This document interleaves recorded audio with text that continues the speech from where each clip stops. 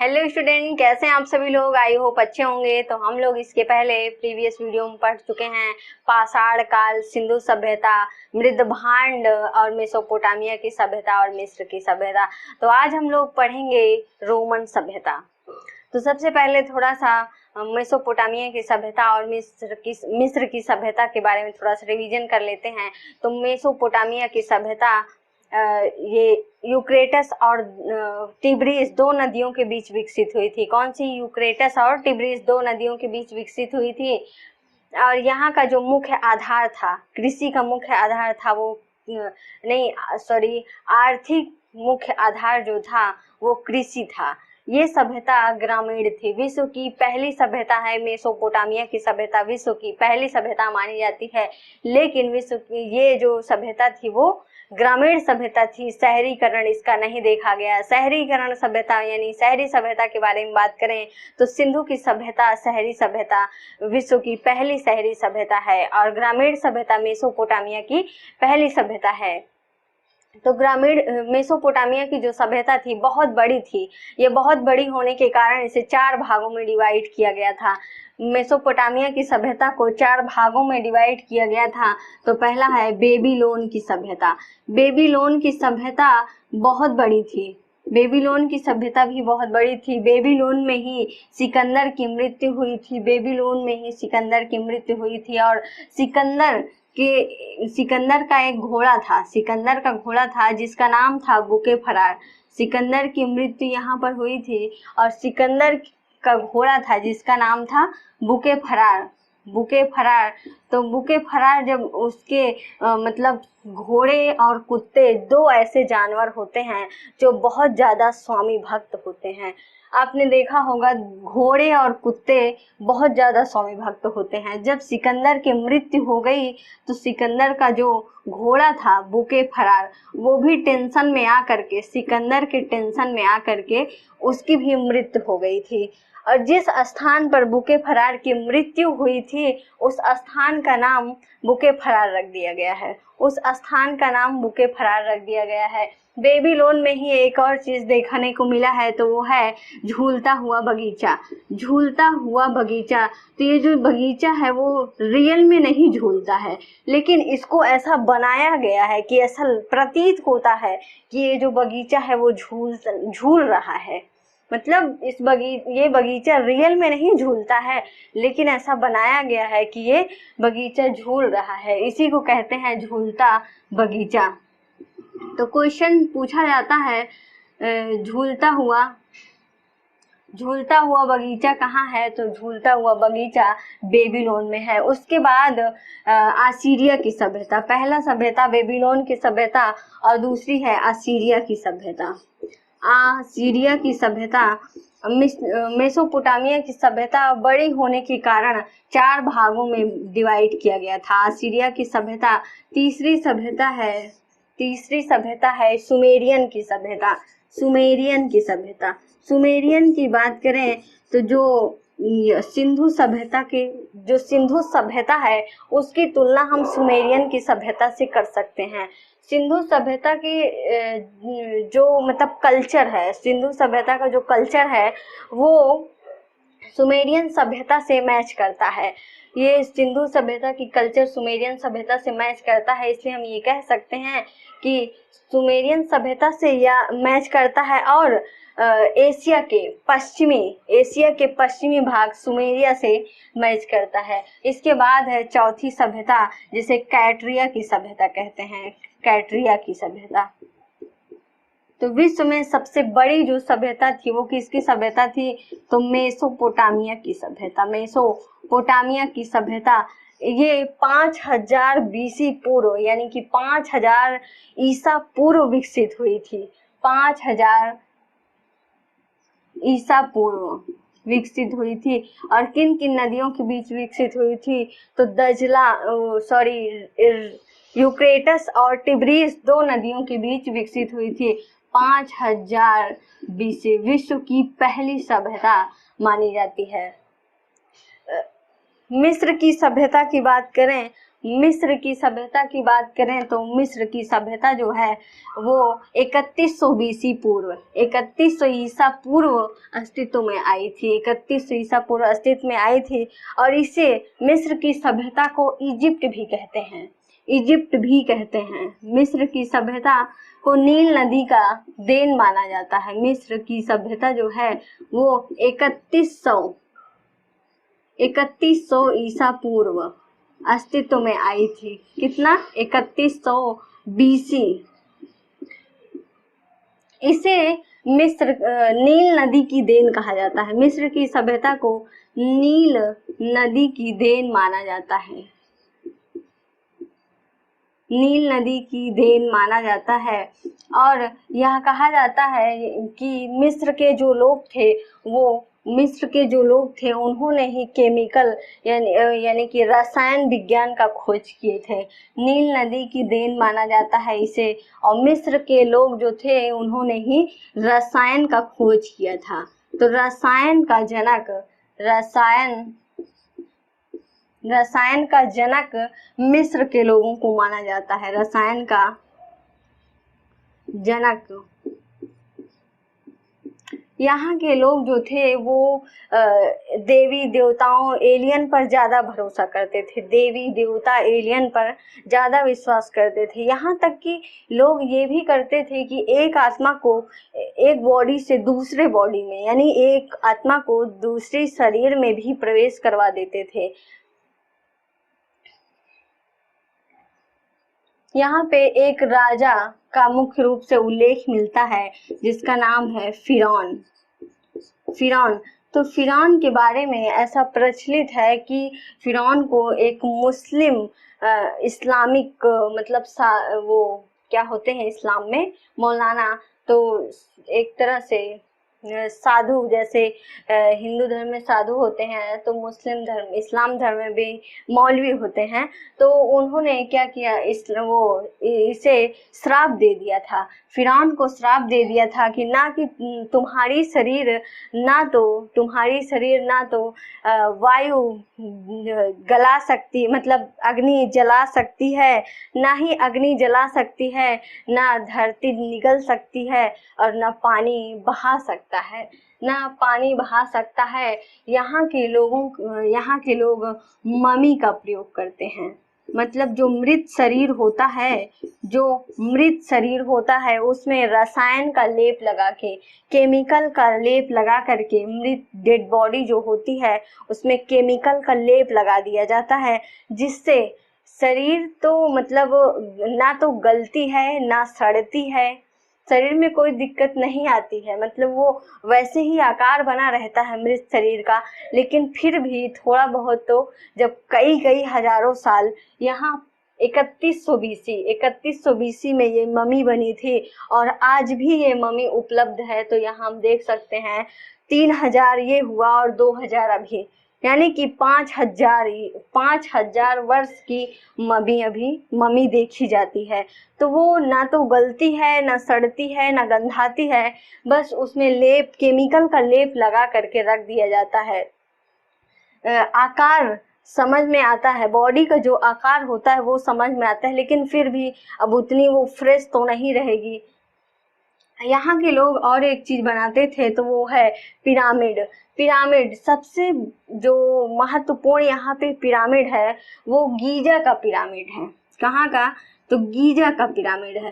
Giza का pyramid world में बहुत फेमस है। गीजा का पिरामिड जो है वो बहुत फेमस है। तो पिरामिड क्या होता है पहले ये समझ लेते हैं। पिरामिड जो होता है जैसे पहाड़ टाइप में, एक तरह से ये कह सकते हैं कि कृत्रिम आर्किटेक्चरल जो पहाड़ खड़ा करना ही पिरामिड कह सकते हैं, आर्किटेक्चरल पहाड़। तो ये कैसे बनता था? पत्थरों को एक के ऊपर एक मतलब रख करके पिरामिड बनाया जाता था। तो यहाँ देख सकते हैं जैसे ये है कोई चौकोर आकृति, मतलब चौकोर पत्थर रखा गया है और यहाँ पे ऐसे पत्थर रखे गए हैं और ये पत्थरों को ऊंचा मतलब रखते ऊपर तक ले जाते हैं और ये ऊपर जो इसकी छत होती है, मतलब जो इसकी छत होती है वो चौकोर नहीं होती है। छत यहाँ से, इसको यहाँ से ऐसे ऊपर ले जाया जाता है कोने में, और इसको भी ऊपर ले जाके मिला दिया जाता है। यहाँ से इसको ऐसे ले जाते हैं, इसको ऐसे ले जाते हैं। एक तरह से ये है कि यहाँ से ये जैसे कोई आयताकार या वर्गाकार है, उसमें पत्थर रखते रखते ऐसे ऐसे उठा करके ऊपर ऐसे सीधा छत नहीं रहती है, उसको इस कोने से यहाँ से ऐसे उठा दिया जाता है। कैसे? ऐसे, और उधर से भी ऐसे उठा देते हैं, इधर से भी ऐसे। तो पत्थर जो होते हैं उसको इस प्रकार रख करके नीचे तो त्रिभुजाकार, यानी चतुर्भुजाकार और पंचभुजाकार होते हैं, लेकिन ऊपर जाकर के वो केवल एक पत्थर बचता है, यानी एक गोला। और उसके बाद ये बेस हमारा होता है जो त्रिभुज, चतुर्भुज, इस तरह पिरामिड बनते थे। तो ये और कुछ नहीं है, मतलब पत्थरों को, एक दूसरे के ऊपर पत्थरों को रख करके बहुत बड़े बड़े आकार के पिरामिड बनाए जाते थे। तो गीजा एक शहर का नाम है जहाँ पर बहुत अधिक मात्रा में पिरामिड बनाया गया है, इसलिए गीजा का पिरामिड विश्व में सबसे ज़्यादा फेमस है। इसके बाद अब हम बात करेंगे रोमन सभ्यता की। तो रोमन सभ्यता जो है वो 600 BC अस्तित्व में आई थी। कितने? तो 600 BC अस्तित्व में आई थी। और रोमन सभ्यता के जो लोग थे, जो रोमन सभ्यता के लोग थे, वो लोग भूमध्य सागर पर अधिकार कर लिए थे। रोमन सभ्यता इटली में, रोमन सभ्यता का इटली में, अब उसे वर्तमान में इटली कहा जाता है। रोमन सभ्यता जो है वो 600 BC, कितना? 600 ईसा पूर्व अस्तित्व में आई थी। यहाँ के लोग जो थे वो भूमध्य सागर पर अधिकार कर लिए थे। भूमध्य सागर पर ये लोग अधिकार कर लिए थे। भूमध्य सागर पर ये लोग अधिकार कर लिए थे। और यहाँ पे एक शहर है रोम शहर अपने नगरीय नियोजन के लिए जाना जाता है। रोम शहर जो है वो एक ऐसा, मतलब उसका आर्किटेक्चर ऐसा किया गया है, उसको ऐसा बनाया गया है रोम शहर को ना, कि जैसे आज के समय में उतने डेवलपमेंट शहर नहीं हैं। आज के समय में भी उतने डेवलपमेंट शहर नहीं है। रोम जब 600 BC पहले, यानी आज से 2600 वर्ष पहले रोम इतना विकसित था। उस समय उसका यानी कि मैपिंग, आर्किटेक्चर कितना अच्छा था कि शहरी नियोजन, वहाँ जनसंख्या बहुत कम थी, वहाँ पे जनसंख्या बहुत कम थी, जिस कारण आर्किटेक्चरल नगरीय नियोजन बहुत अच्छा होता था। कैसे सड़कें बनेंगी, कैसे घर बनेंगे, कैसे नालियाँ बनेंगी, एक निश्चित आकार होता था। जैसे यहाँ हम देख लेते हैं शहरों में, गांव में कोई कंफर्म नहीं होता कि कैसे, किधर से नाली जाएगी, किधर से सड़क बनेगी, कौन सी सड़क मतलब गोल चौराहा होगा, कौन सा समकोण पर सड़क काटती है, कोई निश्चित आकार नहीं होता। जहां से रास्ता मिला मतलब उधरी से नाली निकल गई, उधरी सड़क हो गया, और जिसका जिधर मन हुआ उधर दरवाजा कर लेता था। लेकिन रोम में इतना ज़्यादा विकास हो गया था कि यहाँ पर मतलब सब चीज़ें निश्चित थी कि सड़क कैसे बनेगी, घर कैसे बनेगा, घर का डिजाइन कैसे होगा, सब कुछ निश्चित आकार था। इसीलिए इटली में जो रोम शहर था वो अपने नगरीय नियोजन के लिए विश्व में फेमस था। रोम शहर जो था नगरीय नियोजन के लिए विश्व में फेमस था। यहाँ पे मुख्य रूप से 2 राजाओं का उल्लेख मिलता है। तो पहला आगस्टन है। आगस्टन राजा है, जिसके आगस्टन जो राजा है, इन्हीं के नाम पर अगस्त का महीना पड़ा है। आगस्टन राजा जो है इन्हीं के नाम पर अगस्त का महीना पड़ा है। और दूसरा राजा जो है वो जूलियस सीजर है। Julius Caesar. ऐसा कहा जाता है कि जूलियस सीजर बहुत अच्छा राजा था, मतलब एक गरीब तबके से उठा हुआ व्यक्ति और फिर राजा बनता है तो वो सबकी भावनाओं को कैसे समझ करके मतलब अच्छा कार्य ही करेगा। जूलियस सीजर राजा थे और इनकी मृत्यु जो हुई जूलियस सीजर की, तो इन्हीं के मंत्रिमंडल के लोगों ने इनकी मृत्यु कर दिया था। जूलियस सीजर की मृत्यु इन्हीं के मंत्रिमंडल के लोगों ने इन्हें मार दिया था। जूलियस सीजर नाम का एक मतलब ड्रामा भी लिखा गया है, तो किसने लिखा है? विलियम शेक्सपियर ने। विलियम शेक्सपियर ने जूलियस सीजर नाम का जो नाटक लिखा गया है, यानी कि जो प्ले लिखा गया है, वो विलियम शेक्सपियर लिखते हैं। भारत का विलियम शेक्सपियर किसे कहा जाता है? भारत का विलियम शेक्सपियर किसे कहा जाता है? भारत का विलियम शेक्सपियर कालिदास को कहा जाता है। भारत का विलियम शेक्सपियर कालिदास को कहा जाता है। ये जो जूलियस सीजर राजा था, इसके नाम का नाटक जूलियस सीजर कैसे शासन करता था, जूलियस सीजर की मृत्यु कैसे हुई, वहाँ के लोगों, वहाँ के जो मंत्रिमंडल था किस प्रकार अपने ही राजा को षड्यंत्र रच करके किस प्रकार मारा गया, ये सब का उल्लेख जूलियस सीजर जो नाटक है विलियम शेक्सपियर ने जो लिखा है उसमें इसका उल्लेख मिलता है। तो अब हम आगे अध्ययन करेंगे फारस की सभ्यता। आगे हम अध्ययन करेंगे फारस की सभ्यता। फारस की सभ्यता जो थी ये 500 ईसा पूर्व, फारस की सभ्यता जो थी ये 500 ईसा पूर्व ईरान में, 500 ईसा पूर्व फारस, ईरान जो है, ईरान का मतलब पुराना नाम फारस था। फारस, ईरान का पुराना नाम फारस था। तो ये 500 ईसा पूर्व फारस सभ्यता जो थी, वर्तमान में इसे ईरान कहते हैं फारस को। 500 बीसी यानी 500 ईसा पूर्व ये अस्तित्व में आई थी। यहाँ जो लोग थे वो पारसी थे, यहाँ के लोग जो थे वो पारसी थे, इसीलिए इसे पर्शियन सभ्यता के नाम से भी जाना जाता है। यहाँ के जो लोग थे वो पारसी थे, इसलिए इसे पर्शियन सभ्यता के नाम से भी जाना जाता है, इसीलिए इसे पर्शियन सभ्यता के नाम से भी जाना जाता है। जो पारसी लोग होते हैं बहुत शांत स्वभाव के होते हैं। पारसी लोग जो होते हैं बहुत शांत स्वभाव के होते हैं और ये लोग आग की पूजा करते थे। किसकी? तो आग की पूजा करते थे, आग की पूजा करते थे पारसी लोग, और बहुत शांत स्वभाव के होते हैं, किसी से मतलब लड़ाई झगड़ा युद्ध नहीं करते हैं। लेकिन सिकंदर जो था वो फारस की सभ्यता यानी कि पर्शियन सभ्यता को नष्ट कर दिया। पर्शियन सभ्यता को बहुत क्षति पहुंचाया किसने? तो सिकंदर ने। और उसके बाद एक तरह से सिकंदर ने फारस की सभ्यता यानी पर्शियन सभ्यता को बर्बाद कर दिया था। और उसके बाद जो बचे हुए लोग थे, जो और पारसी बचे हुए थे, जब इस्लामिक रिवॉल्यूशन हो रहा था, क्या?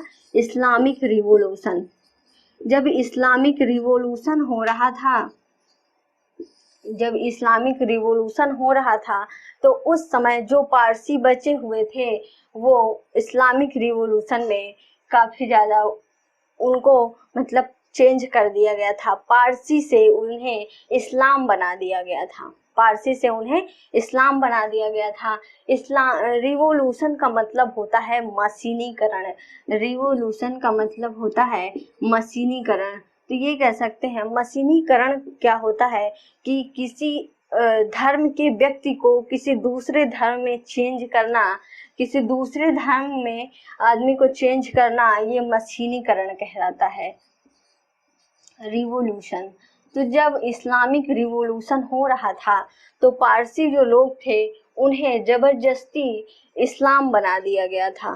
और उस पहली बात तो सिकंदर ने फारस की सभ्यता यानी पारसियों को नुकसान पहुंचाया, बहुत ज़्यादा में यहाँ पे मतलब क्षति किया, बहुत बर्बाद कर दिया पर्शियन सभ्यता को। उसके बाद जो लोग बचे तो उन्हें इस्लामिक रिवॉल्यूशन ने बर्बाद कर दिया।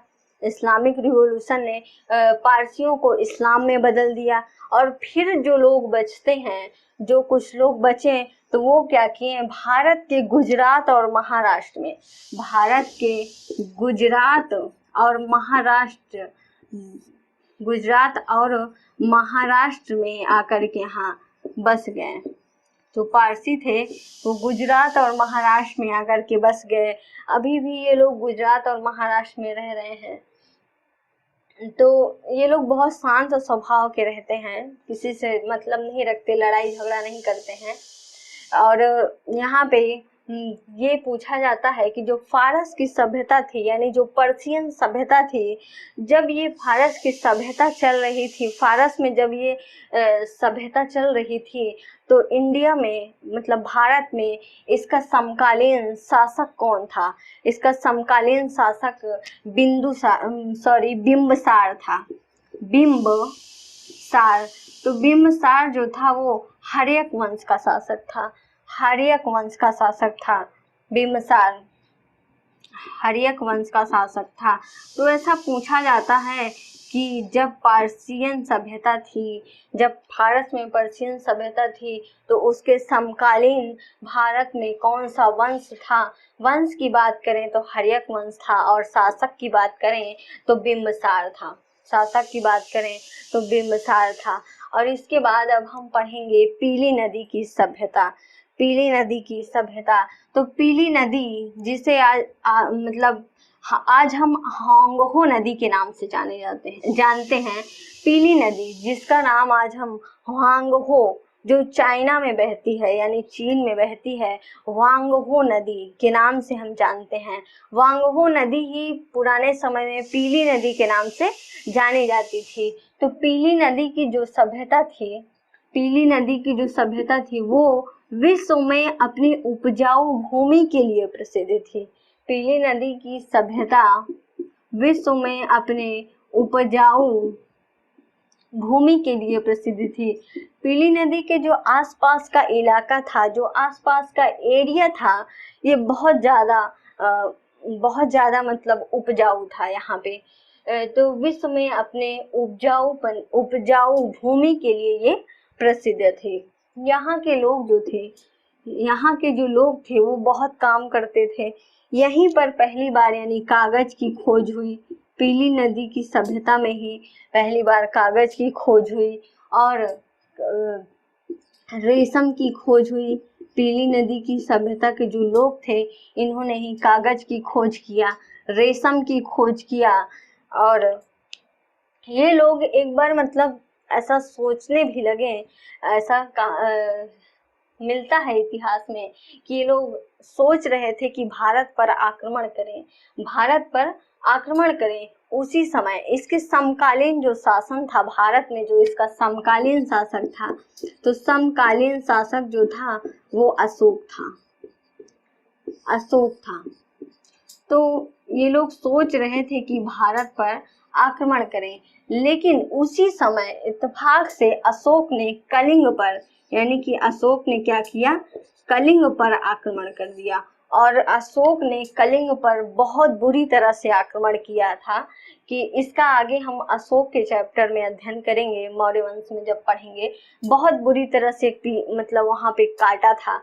स्त्री, बच्चे, बूढ़े, यंग, सारे लोगों को एक तरफ से ये नहीं देखता था कि ये मतलब बच्चा है या बूढ़ा है, स्त्री है, पुरुष है, एक तरफ से सबको काटा था।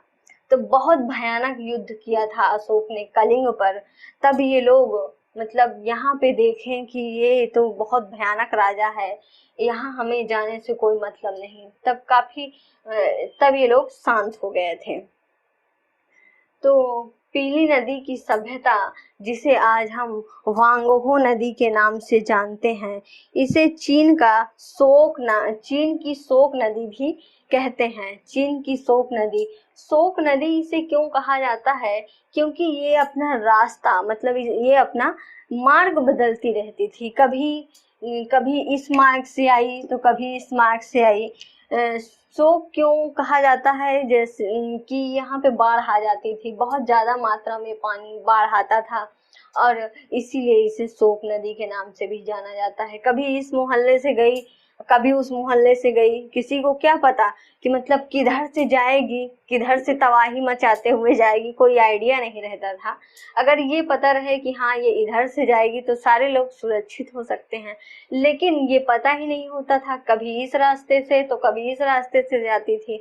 इसीलिए चीन का शोक नदी, पीली नदी को, होंगहो नदी को चीन की शोक नदी के नाम से भी जाना जाता है।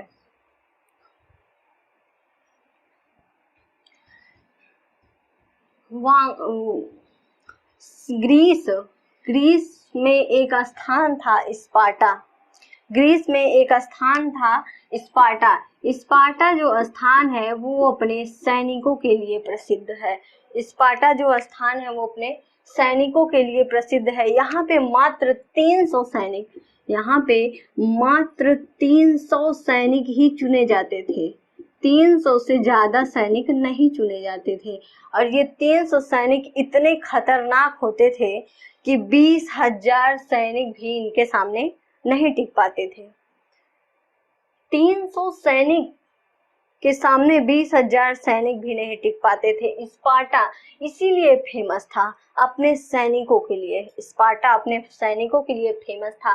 तो स्पार्टा का जो राजा था, स्पार्टा का जो राजा था उसका नाम था लियोनाइडस। स्पार्टा का जो राजा था लियोनाइडस, और ये ग्रीस का एक स्थान था, ग्रीस का। और ग्रीस का राजा जो था वो जार्क्सीज था, जार्क्सीज। तो जार्क्सीज क्या चाहता था कि स्पार्टा को मिला लिया जाए। जार्क्सीज चाहता था कि स्पार्टा को मिला ले, लेकिन स्पार्टा का जो राजा था लियोनाइडस, ये मिलने के लिए राजी ही नहीं हुआ। ये हमेशा इनकार कर देता था कि हम हम छोटे से स्थान में हैं, इतने में ही खुश हैं, हमको बहुत बड़ा ग्रीस नहीं चाहिए। तो ग्रीस का जो राजा था, ग्रीस का जो राजा था उसका नाम था क्या? जार्क्सीज। ग्रीस का राजा जो था उसका नाम जार्क्सीज था। इसीलिए स्पार्टा को लेकर के जार्क्सीज और लियोनाइडस के बीच हमेशा युद्ध होते रहते थे। जार्क्सीज और लियोनाइडस के बीच हमेशा युद्ध होते रहते थे। तो एक बार क्या हुआ कि जार्क्सीज के 20,000 सैनिक लियोनाइडस के 3,000 सैनिकों से, यानी कि जार्क्सीज के 20,000 सैनिकों पर लियोनाइडस के 300 सैनिक भारी पड़ गए थे। लेकिन अंततः हार तो लियोनाइडस की हुई थी, हार लियोनाइडस की हुई थी। ये बात अलग है कि हार लियोनाइडस की हुई थी। हार क्यों हुई थी? तो यहाँ पर जार्क्सीज ने धोखे से लियोनाइडस को हराया था। बाकी जार्क्सीज के 20,000 सैनिक 300 सैनिकों का कुछ नहीं कर सकते थे, ये धोखे से हराया था। तो यहाँ एक व्यक्ति था जो लियोनाइडस से स्पार्टा में क्या सैनिक के रूप में कार्य करना चाहता था एक व्यक्ति। लेकिन लियोनाइडस ने उसे ये कह के इनकार कर दिया कि तुम्हारे अंदर देश प्रेम है, देशभक्ति है, तुम सैनिक बन सकते हो। लेकिन वो योग्य था, देश प्रेम भी था उसके अंदर, फिर भी लियोनाइडस ने उसे अपने सैनिकों में शामिल नहीं किया था।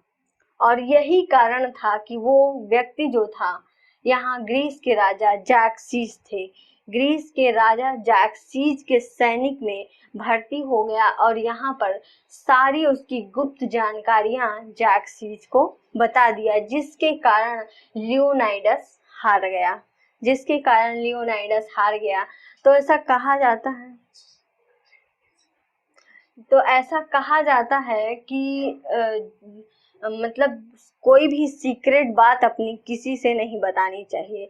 जैसे कोई भी सीक्रेट बात हो पर्सनली अपने पास रखनी चाहिए, किसी से नहीं बतानी चाहिए, चाहे कितना भी आपका कोई करीबी हो। इसका आप प्रमाण देख सकते हैं, इतिहास मतलब इतिहास गवाह है कि जिस इंसान ने, यानी कि जो आपका करीबी है और आपका सीक्रेट यदि जानता है तो वही भविष्य में आपके विनाश का कारण बनता है। जो आदमी आपका सीक्रेट जानता है, यानी आपकी गुप्त बातें जानता है, वही आपके भविष्य का बर्बादी का कारण बनता है। तो ये इसलिए अपनी सारी बातें किसी से नहीं बतानी चाहिए। रामायण में भी आप देख सकते हैं कि रावण के विनाश का कारण कौन था? विभीषण। विभीषण यदि रावण के मतलब ये ना बताया होता कि नाभि में प्राण है रावण के, तो शायद रावण उस समय ना मारा जाता। यहाँ पे जो लियोनाइडस की सेना है, जो 300 लियोनाइडस की सेना है, तो इसका जो ट्रेनिंग होता था, यानी कि जो इनको तैयारियां कराई जाती थी, वो बहुत भयानक थी। कैसे? जब 6 साल का एक बच्चा होता था, जो 6 साल का केवल एक छोटा सा बच्चा होता था, तो उसे एक लाठी दे करके, 6 साल के लड़के को एक लाठी दे करके, केवल एक लाठी दे करके उसे भूखे भेड़ियों के सामने छोड़ दिया जाता था, वो भी रात में और जंगल में, बहुत बड़े जंगल में, कई भेड़ियों के सामने, कई ढेर सारे भेड़ियों के सामने एक 6 साल के छोटे से बच्चे को, आज तो 6 साल का बच्चा होता है तो कि वो LKG UKG में पढ़ता है, उस समय स्पार्टा में क्या था कि 6 साल के छोटे से बच्चे को एक लाठी दे करके भूखे भेड़ियों के सामने छोड़ दिया जाता था। और जो जंगली भेड़िया होते हैं वो तो बहुत खतरनाक होते हैं, इंसान को कच्चा मतलब ऐसे ही खा जाते हैं। तो वो बच्चा यदि रात में भेड़ियों के साथ संघर्ष करते हुए, लड़ते हुए, लाठी से, वही एक लाठी से संघर्ष करते हुए, लड़ते हुए यदि सुबह बच करके आ जाता था तो उसे सेना में भर्ती कर लिया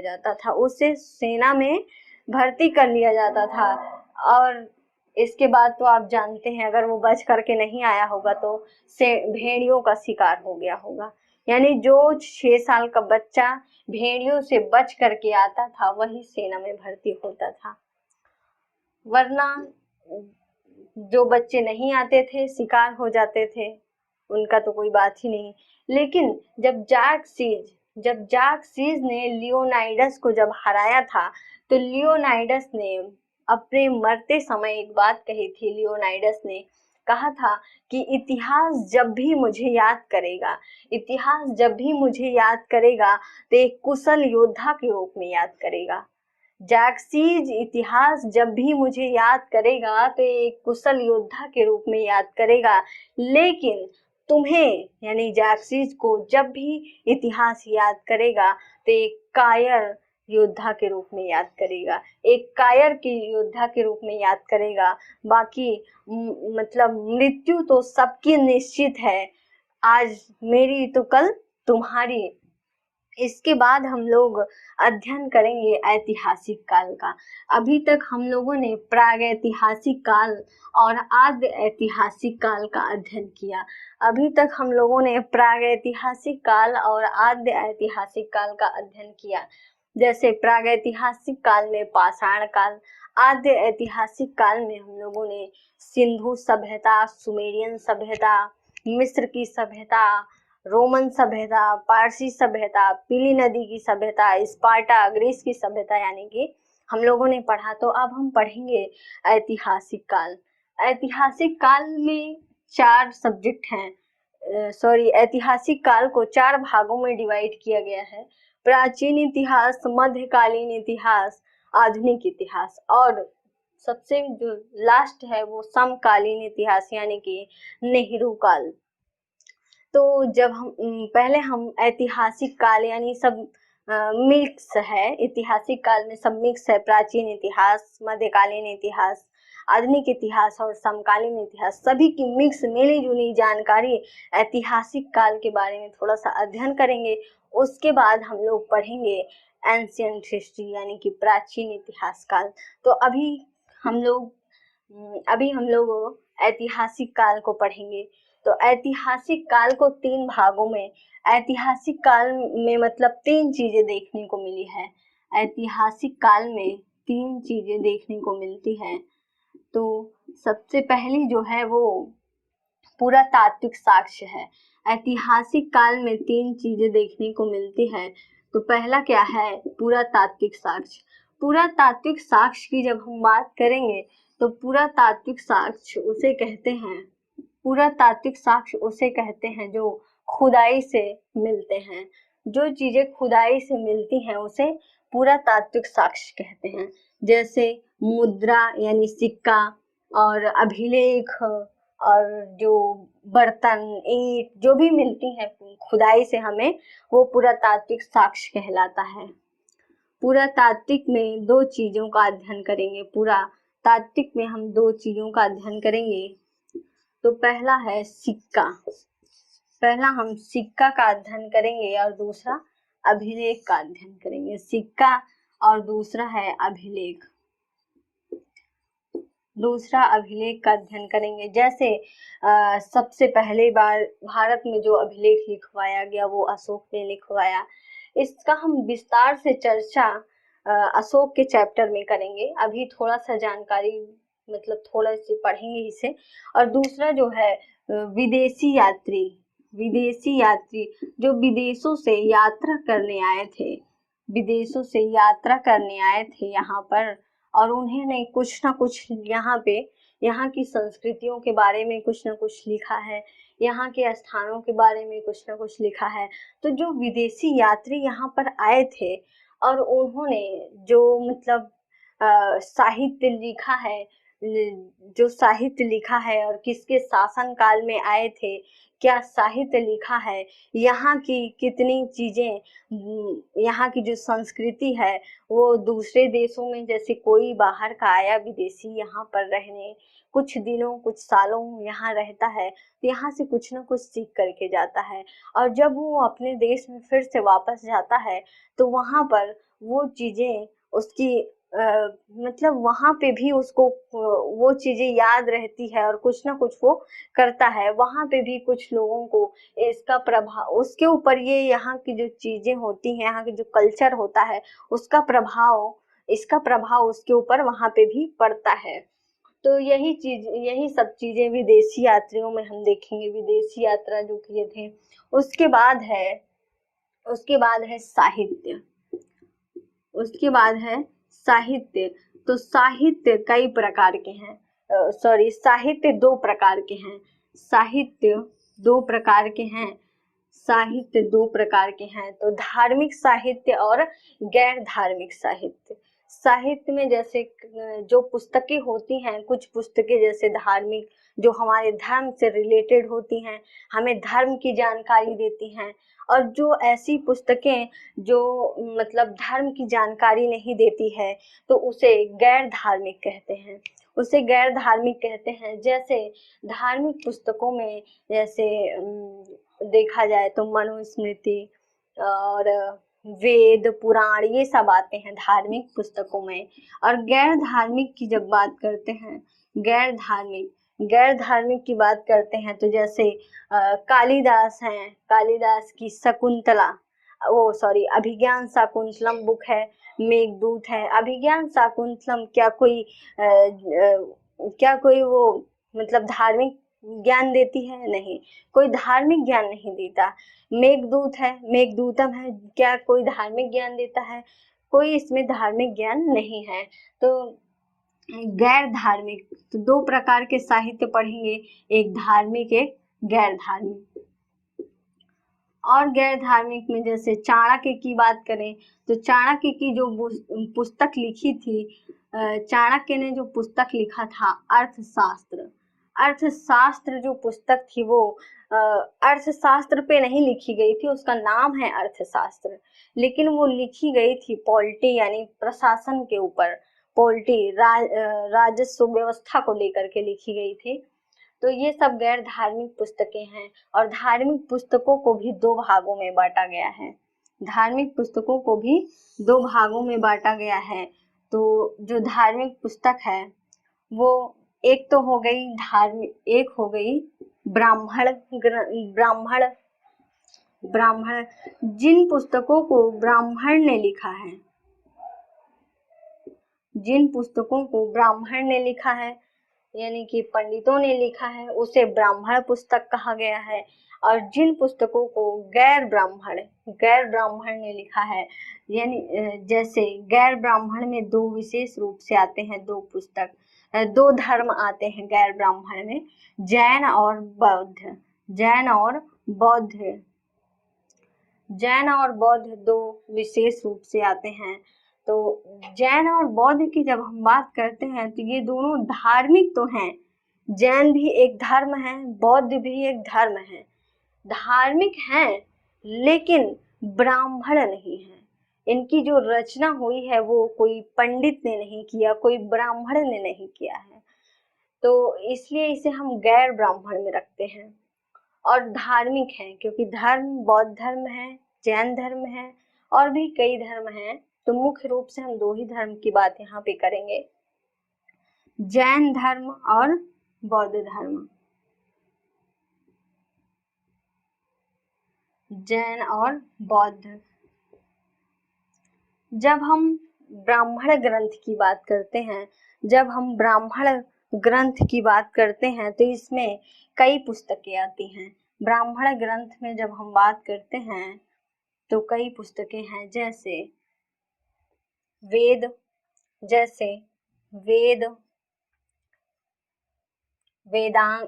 के बाद है उपवेद, वेद और उपवेद। तो वेदों की हम जब बात करते हैं तो वेद हमारे कितने हैं? 4 वेद हैं। ऋग्वेद सबसे पुराना वेद है, वेद 4 वेद है और ऋग्वेद सबसे पुराना वेद है। तो वेद को यदि कोई वेद पढ़ रहा है उसको नहीं समझ में आ रहा है, कोई वेद पढ़ना चाहता है उसको वेद नहीं समझ में आता, तो वो उपवेद का सहारा ले सकता है, जब उसे उपवेद भी नहीं समझ में आता तो वो वेदांग का सहारा ले सकता है। तो वेदांग की जो संख्या है वो 6 है, वेदांग की संख्या जो है वो 6 है। आगे हम इसका विस्तार से अध्ययन करेंगे वेदांग। और ब्राह्मण ग्रंथ हैं, ब्राह्मण ग्रंथ भी वेद के हैं, वेद के उपवेद भी हैं, वेद के वेदांग भी हैं, वेद के ब्राह्मण ग्रंथ भी हैं। ये सब जो पुस्तकें हैं, ये जो साहित्य हैं, हमें वेद पढ़ने में हमें मदद करता है, वेद को समझने के लिए मदद करता है।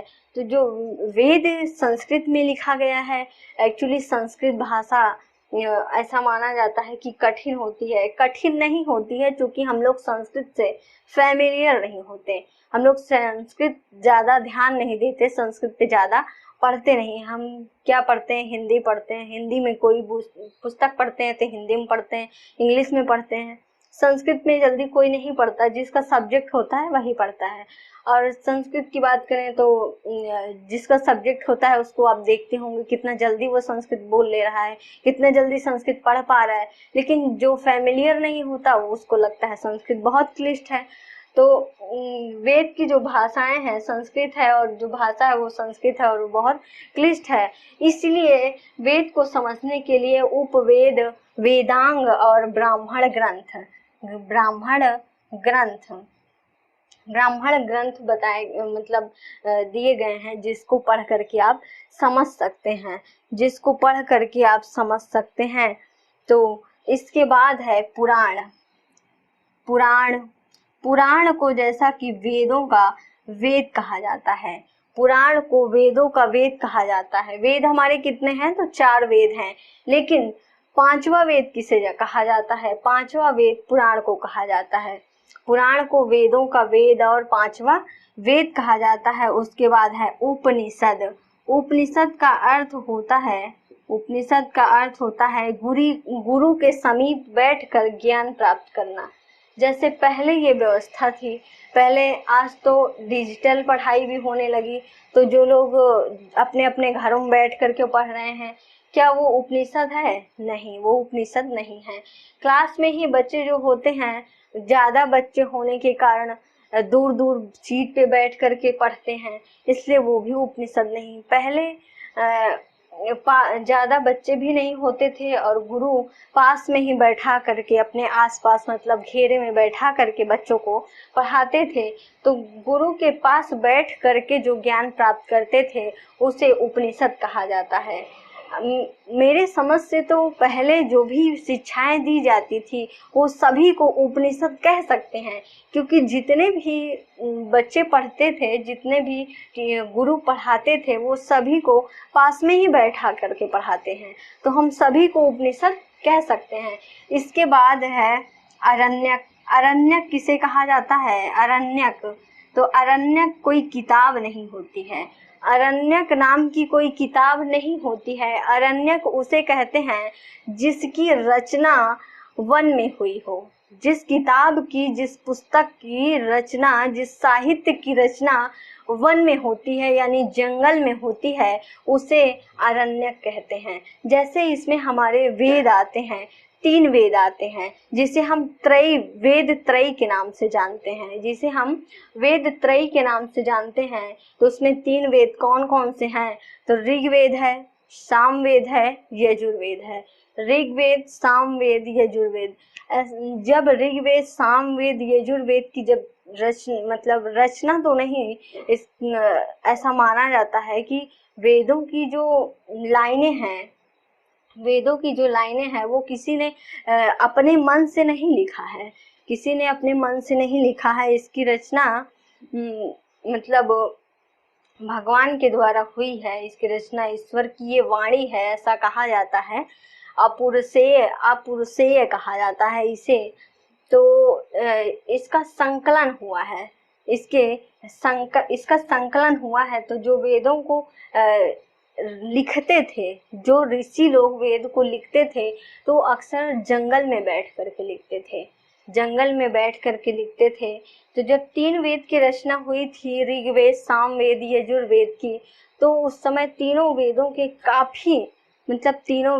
काफी अंश जो थे वो जंगल में लिखे गए थे, इसीलिए इसे अरण्यक के नाम से जाना जाता है। लेकिन जो लास्ट वाला वेद है, अथर्ववेद जो है, उसे जब लिखा गया, अथर्ववेद को जब लिखा गया, तब तक तो घर और काफी मात्रा में बन गए थे और जंगल कट गए थे, मतलब जंगल उस समय ज्यादा नहीं रह गए थे। तो अथर्ववेद की जो रचना हुई है वो घर में हुई है, जंगल में नहीं हुई है। इसलिए ऐसा कौन सा वेद है जिसका कोई भी अरण्यक प्रमाण नहीं मिलता? तो ऐसा अथर्ववेद है। ऐसा अथर्ववेद है जिसका कोई अरण्यक प्रमाण नहीं मिलता है। इसके बाद स्मृति की बात करें, स्मृति, तो स्मृति जो है, स्मृति में जैसे मनुस्मृति, याज्ञवल स्मृति, नारद स्मृति, ये सब स्मृति आती हैं। मनुस्मृति में हम बात करें, सबसे प्रचलित जो स्मृति है वो मनुस्मृति है। सबसे प्रचलित जो स्मृति है वो मनुस्मृति है। तो मनुस्मृति में सबसे अच्छी बात जो कही गई है वो प्रशासन को लेकर के कही गई है, मतलब राज्य व्यवस्था के लिए मनुस्मृति कही गई है। आगे हम विस्तार से अध्ययन करेंगे। उसके बाद इसमें मनुस्मृति में कुछ कोई भी ग्रंथ है, कोई भी साहित्य है, तो हम ये नहीं कह सकते कि वो 100% मतलब 100% वो 100% वो सत्य हो, ऐसा नहीं हो सकता। जो कई बातें अच्छी बातें करेगा तो वहाँ पे कुछ तो गलत भी, मतलब उससे हर इंसान से कुछ गलतियाँ होती हैं। तो इसी प्रकार मनुस्मृति जो है उसमें कुछ अच्छाइयाँ भी हैं तो कुछ गलतियाँ भी हैं। इसके बाद हम महाकाव्य की बात करेंगे। महाकाव्य, तो महाकाव्य जो है किसे महाकाव्य कहा जाता है? तो महाकाव्य उसे कहा जाता है जो बहुत बड़ी रचना हो, बहुत बड़े ग्रंथ को महाकाव्य कहा जाता है। बहुत बड़े ग्रंथ को महाकाव्य के नाम से जाना जाता है। महाकाव्य में रामायण और महाभारत आते हैं। बहुत बड़ी बड़ी रचनाओं को महाकाव्य कहा जाता है। महाकाव्य में रामायण और महाभारत आते हैं। आप लोग इसका स्क्रीनशॉट ले सकते हैं, इसका स्क्रीनशॉट ले लीजिए। ये जैसे डायग्राम बना है, स्क्रीनशॉट ले लीजिए, क्योंकि इसका पीडीएफ तो मिलेगा, पीडीएफ आप लोगों को टेलीग्राम पे भेज दिया जाएगा या वीडियो के लिंक में भेज दिया जाएगा, लेकिन आप लोग इसका स्क्रीनशॉट ले सकते हैं।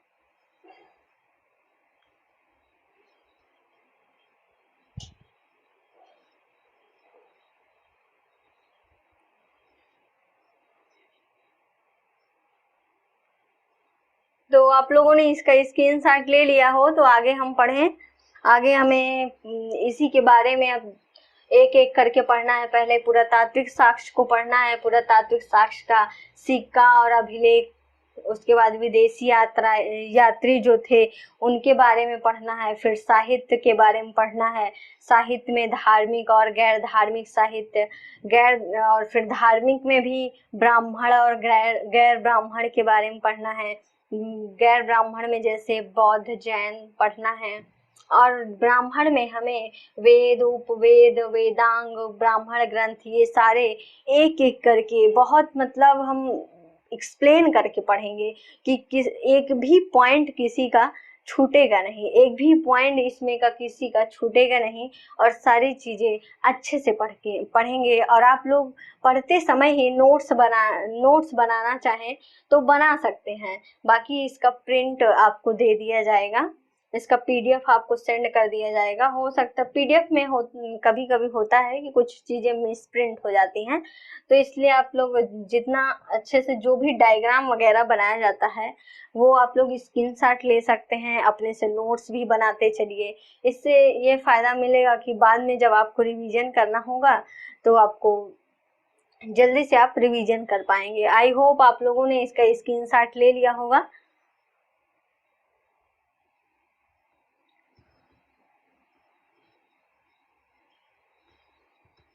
तो अब हम पढ़ेंगे ऐतिहासिक काल के जो पहला टॉपिक था पुरातात्विक साक्ष्य। जो पुरातात्विक साक्ष्य था उसका सिक्का, उसमें हम सिक्का का अध्ययन करेंगे। पुरातात्विक साक्ष्य में सिक्के का अध्ययन करेंगे, पुरातात्विक साक्ष्य में सिक्के का अध्ययन करेंगे। तो सिक्का कौन कौन से, मतलब पहला धातु का सिक्का कौन सा था, सोने का सिक्का किसने चलाया, चांदी का सिक्का किसने चलाया, कांसे का सिक्का किसने चलाया, और वो चमड़े का सिक्का किसने चलाया। तो चमड़े का भी सिक्का चला है प्राचीन काल में, और सीसा का भी सिक्का चलता था। तो चलिए स्टार्ट करते हैं सिक्कों के बारे में अध्ययन करना। तो ऐतिहासिक काल में हम लोग पुरातात्विक साक्ष्य, यहाँ पे पुरातात्विक साक्ष्य के में हम लोग सिक्कों का अध्ययन करेंगे। किसका? तो सिक्का का अध्ययन करेंगे। सिक्का के अध्ययन को न्यूमिस्मेटिक्स कहते हैं। सिक्का के अध्ययन को क्या कहते हैं? तो न्यूमिस्मेटिक्स कहते हैं। न्यूमिस्मेटिक्स, उच्चारण में आप लोग गलती मत करिएगा, न्यूमिस्मेटिक्स। सिक्कों के अध्ययन को न्यूमिस्मेटिक्स कहते हैं, न्यूमिस्मेटिक्स। तो चलिए हम लोग सिक्कों के बारे में जानते हैं, किस शासन काल में कौन सा सिक्का चल रहा था। सबसे पहले जैसे कि पाषाण काल था, तो पाषाण काल में कोई भी सिक्के का साक्ष्य नहीं मिला है। पाषाण काल में कोई भी सिक्के का साक्ष्य नहीं मिला है, इसलिए सिक्के की जो जानकारी मिलती है हमें वो सिंधु सभ्यता से मिलती है। तो हम सिक्के की जानकारी सिंधु सभ्यता से मिलती है, इसलिए सिक्के के बारे में सिंधु सभ्यता से स्टार्ट करेंगे। सिंधु सभ्यता में जो सिक्का चलता था वो टेराकोटा का सिक्का चलता था। सिंधु सभ्यता में जो सिक्का चल रहा था वो टेराकोटा का था। टेराकोटा यानी कि मिट्टी का सिक्का चलता था। टेराकोटा यानी कि मिट्टी का सिक्का चलता था। जैसे कि सिंधु सभ्यता जब हम पढ़े थे तो ये देखे थे कि टेराकोटा का वहाँ बहुत ज़्यादा प्रचलन था। टेराकोटा का काफ़ी प्रचलन था। तो टेराकोटा में यानी मिट्टी का हल भी बना हुआ था, मोहर भी बनी हुई थी और सिक्का भी बना हुआ था। तो सिक्के के अध्ययन को न्यूमिस्मेटिक्स कहते हैं और हम लोग सिंधु सभ्यता से सिक्के का अध्ययन स्टार्ट करते हैं। सिंधु सभ्यता में जो सिक्का देखा गया है, जो सिक्के का प्रमाण मिला है, वो टेराकोटा यानी मिट्टी का सिक्का मिला है। इसके बाद हम लोग मौर्य काल में देखते हैं। मौर्य काल में कैसे कैसे मतलब सिक्के मिले हैं और सिक्कों का नाम क्या है, मौर्य काल में देखते हैं। यद्यपि सिंधु सभ्यता के और मौर्य काल के बीच में कई वंश आते हैं, जैसे कई काल भी आते हैं। वैदिक काल आता है और हर्यक वंश आता है, शिशुनाग वंश आता है, नंद वंश आता है। उसके बाद मौर्य काल आता है। तो मौर्य काल में सिक्कों के अध्ययन को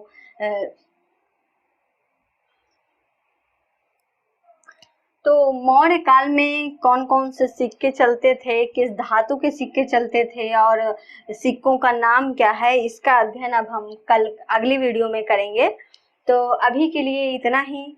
और यदि आप लोगों को वीडियो अच्छी लगी हो तो लाइक कीजिए और चैनल को सब्सक्राइब कीजिए, बेल आइकन जरूर प्रेस करिए जिससे अगली वीडियो की नोटिफिकेशन आप तक पहले पहुंच सके। जय हिंद।